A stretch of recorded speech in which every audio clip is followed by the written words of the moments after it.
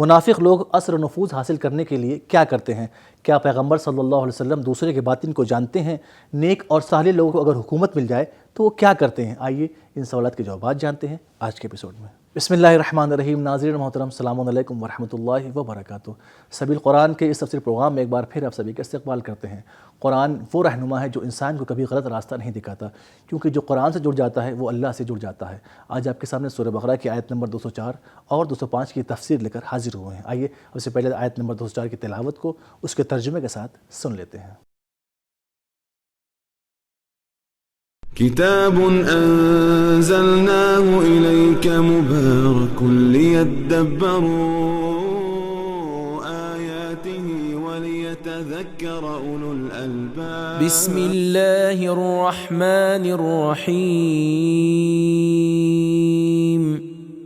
ومن الناس من يعجبك قوله في الحياة الدنيا ويشهد الله على ما في قلبه وهو ألد الخصام۔ اور کچھ لوگ ایسے بھی ہیں کہ اس چند روزہ دنیاوی زندگی کے بارے میں جن کی باتیں آپ صلی اللہ علیہ وآلہ وسلم کو بڑی عجیب معلوم ہوتی ہیں، اور جو کچھ وہ اپنے دل میں چھپائے رکھتے ہیں اس پر خدا کو گواہ ٹھہراتے ہیں، حالانکہ وہ حق کے سخت ترین دشمن ہیں۔ اب آئیے اس آیت کے نکات کو بھی جان لیتے ہیں۔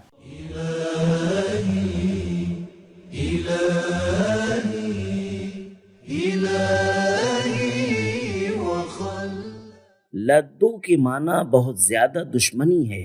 الدو اسے کہا جاتا ہے جو سخت قسم کی دشمنیاں رکھتا ہے۔ خصام خصم کی جمع ہے یا خود ایک مصدر ہے جس کے معنی دشمنی کے ہیں۔ منافقین کبھی تقابلی جائزے کے نام سے، کبھی اعداد و شمار پیش کر کے، کبھی اپنی مہارت و تجربہ کاری، نام نہاد عالمانہ قیاس، اجتماعی اور معاشرتی مسائل کو سمجھنے کی فکر، غلط پروپیگنڈے، دھمکی، لالچ اور افواہ سازی کے راستے اختیار کرتے ہیں۔ یہ سب کچھ دنیاوی معاملات اور حساب سے متعلق ہے، جبکہ معنویات کے میدان کی طرف توجہ، غیبی امداد کی طرف دھیان اور خدائی ارادے کی تاخیر وغیرہ سے انہیں کوئی سروکار نہیں ہوتا۔ آخرت میں بھی ان کی زبان بند ہوگی، حتیٰ کہ عذر خواہی کی بھی اجازت نہیں ہوگی۔ تلاوت، ترجمہ اور اس کے نکات کو جان لینے کے بعد اب آئیے اس آیت کے پیغامات کو بھی جان لیتے ہیں۔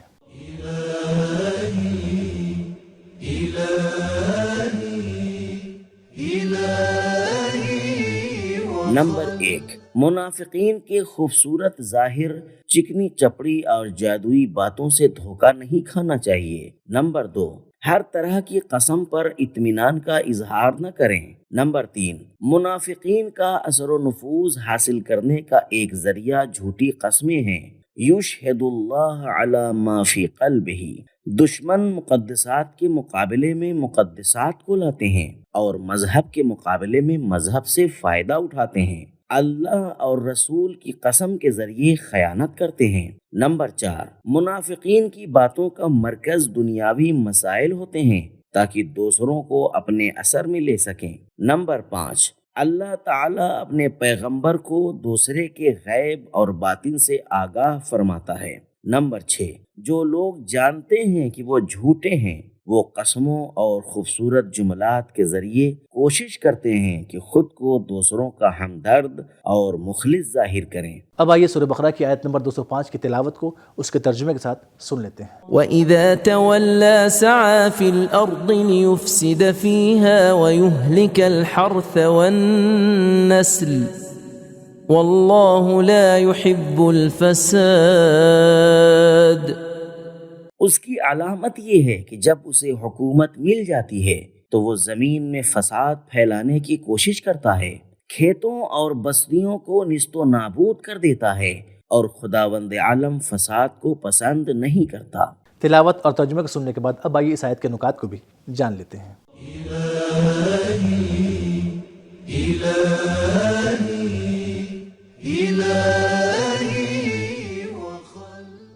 کلمہ تولا کو دو طرح سے معنی کیا جا سکتا ہے۔ ایک، قدرت و حکومت پر پہنچنا جو کہ ترجمے میں بھی ذکر ہوا ہے۔ دوسرے، منہ موڑنا۔ اس صورت میں آیت کا معنی یہ ہوگا کہ جب حق اور الہی ہدایت سے منہ موڑا جائے اور جب حق و ہدایت تمہارے پاس سے چلی جائے تو وہ فساد اور فتنے کی طرف آگے بڑھے گا۔ گزشتہ آیت میں منافقین کی ظاہری خوبصورت باتوں کا ذکر کیا گیا ہے اور اس آیت میں ان کے مفسدانہ کردار کا بیان ہے۔ قرآن مجید فرماتا ہے الذین ان مکناہم فی الارض اقاموا الصلاۃ وآتوا الزکاۃ وامروا بالمعروف ونہوا عن المنکر۔ سورہ حج آیت نمبر 41۔ اگر صالح افراد کے ہاتھ حکومت آئے تو وہ نماز کو قائم کرتے ہیں، زکوٰۃ ادا کرتے ہیں، امر بالمعروف کرتے ہیں، نہی عن المنکر کرتے ہیں۔ اسی طرح سے وہ اپنا رابطہ خدا اور معاشرے کے محروم افراد سے قائم رکھتے ہیں اور معاشرے کی اصلاح میں لگے رہتے ہیں۔ اگر حکومت نااہلوں کے ہاتھ آ جائے اور وہ لوگوں کے سیاہ و سفید کے مالک بن جائیں تو وہ اندرونی ہوا و ہوس کے طوفانوں، جہالت و لا علمی اور بیرونی دباؤ کی وجہ سے معاشرے کی تمام اچھائیوں کو اپنی ذاتی خواہشات پر قربان کر دیتے ہیں۔ تفسیر المیزان کے مطابق یہ حقیقت ہر تاریخ شناس کے لیے روز روشن کی طرح واضح ہے کہ کیسے کیسے نام نہاد مسلمان اپنے نام کی خاطر اور ایمان کا دکھاوا کر کے لوگوں پر حاکم بن گئے اور اسلام و مسلمین کو تباہ و برباد کر دیا۔ جو لوگ اپنی مرضی کے قوانین بنا کر ثقافتی یلغار کے ساتھ فحاشی پر مبنی نشر و اشاعت، نشہ آور چیزوں کے ذریعے کسی معاشرے کی اقتصاد اور نئی نسل کی تباہی کا باعث بنتے ہیں، وہ اس آیت مفسدو فی الارض کے مصداق ہیں۔ حرث کی ہلاکت سے مراد ہر طرح کی کھیتی باڑی، فصلوں اور پیداوار کو تباہ کر دینا ہے۔ نسل کی ہلاکت سے مراد نئی نسل کو گمراہ کرنا ہے۔ مراغی اور فخر رازی اپنی تفسیروں میں احتمال دیتے ہیں کہ حرث سے مراد عورتیں ہیں، بدلیل این کی نساؤکم حرث لکم، سورہ بقرہ آیت نمبر 223۔ نسل سے مراد اولاد ہے، یعنی طاغوت چاہتا ہے کہ خاندانی نظام کو تباہ کر دے اور اولاد کے تربیتی نظام کو ختم کر دے۔ اب آئیے سورہ بقرہ کی آیت نمبر 205 کے پیغامات کو بھی جان لیتے ہیں۔